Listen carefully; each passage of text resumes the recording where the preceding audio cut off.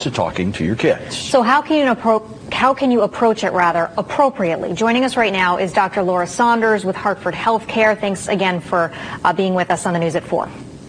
Thank you, Brent and Jen. All right, so a lot of people have the conflict on their television, the news, they're watching it, it's in their home. Should we start an open conversation on the topic, or should we wait for kids to come to us with questions? How do you handle that? So it's a little bit of both. I do like to wait for an opportune time. When you're rushing out in the morning, doing your morning drive, or when the kids are getting off the bus or just home from school, those are generally not good times for conversations.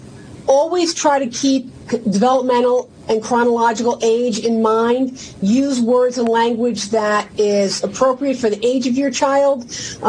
I get more concerned about high school kids who have access to social media because it is riddled with misinformation. I heard someone say that on one social media platform there was all this information going on about the draft getting started. That is not true. So really debunking false information when it comes up, I think, is very, very important. Yeah, I'm going to pick up where you just left off there, Dr. Saunders, because that was going to be my next question. Kids do spend so much time on social media, and there is a lot of different information, misinformation, disinformation. How do we help them understand what's true and what isn't?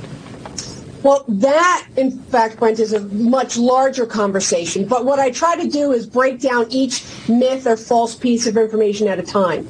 Unfortunately, our teens are at their most vulnerable stage where we know peer influence is really, really strong as opposed to adult influence. So it's kind of breaking down misinformation as you hear about it.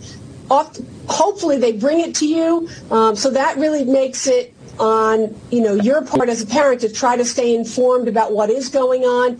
I generally don't think it's a great idea, especially in times like this, to leave the TV on in the kitchen with the news, and because there's a lot of negative images that come up and a lot of information that may be confusing or cause them to misunderstand something. Kids may have a lot of different feelings on the topic. How can we help lower their stress about the situation while also not sugarcoating necessarily what's going on?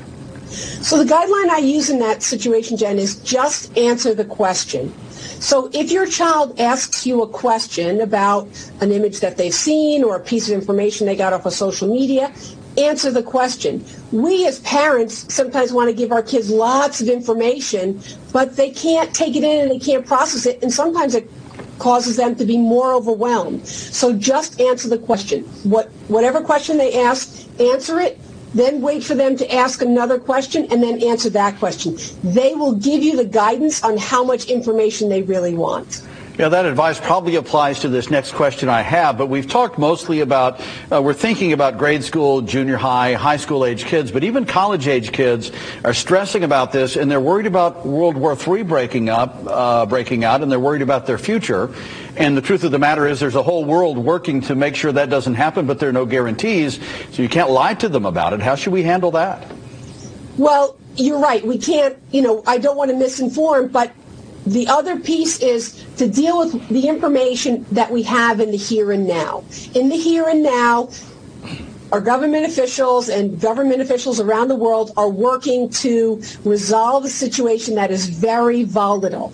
None of us can predict what will happen in a month or 6 months from now, in the same way that we couldn't predict all that unfolded with COVID. So to stay more focused in the here and now, our young people have very little control in their lives, so to give them information about something that none of us have any control over will only serve to create more anxiety and increased distress. All good advice in these difficult times. Dr. Laura Saunders, thank you again. Thank you for having me. Take care.